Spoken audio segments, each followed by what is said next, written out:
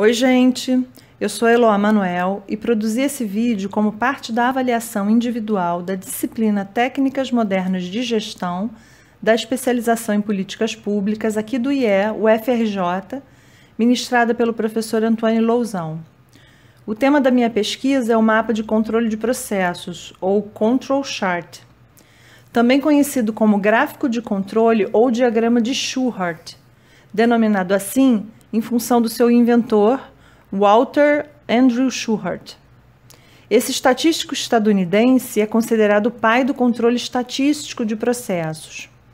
Uma das afirmações mais conhecidas do Walter é que dados não têm significado se apresentados à parte do seu contexto.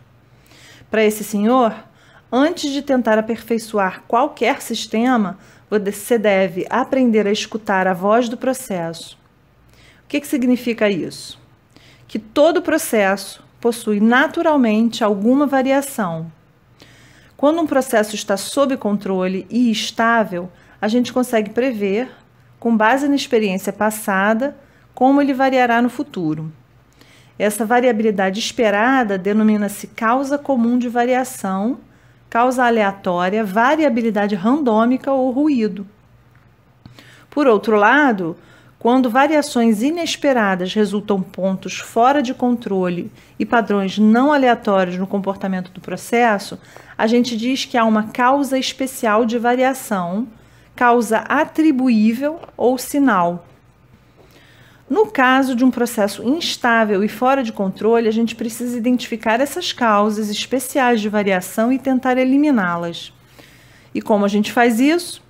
Por meio do famoso mapa de controle de processos.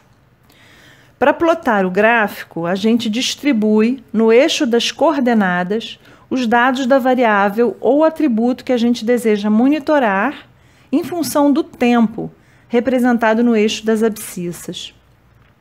Em seguida, a gente representa a linha central, que traz a média dos registros, o limite inferior de controle e o limite superior de controle.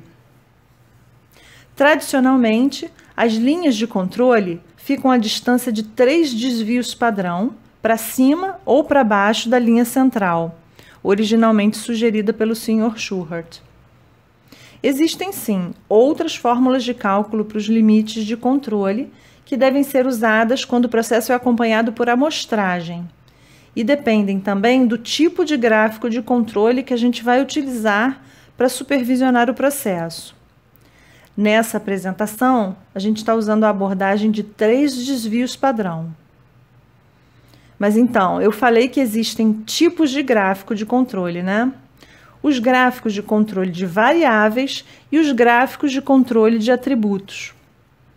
Gráficos de controle de variáveis são usados para medidas que podem ser representadas numericamente, como temperatura, massa, volume, quantidade produzida, quantidade de atendimentos, números de alunos, etc.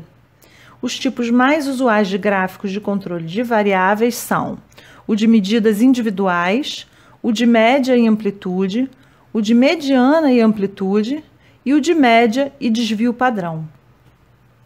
Já os gráficos de controle de atributos são usados para medidas que não podem ser representadas numericamente, como não conformidades numa linha de produção ou características inspecionadas visualmente, cor, brilho, arranhões e danos.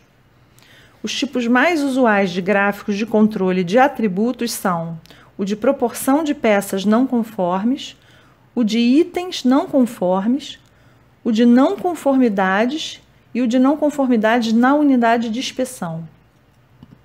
A escolha do tipo de gráfico de controle para monitorar o processo depende da disponibilidade de dados, do tamanho da amostra, do intervalo de tempo entre as amostragens, do limite de controle e além do grau de sensibilidade às variações necessário para a análise. Esse esquema, que está aqui na tela, sugere um fluxo de tomada de decisão do tipo de gráfico de controle a ser utilizado.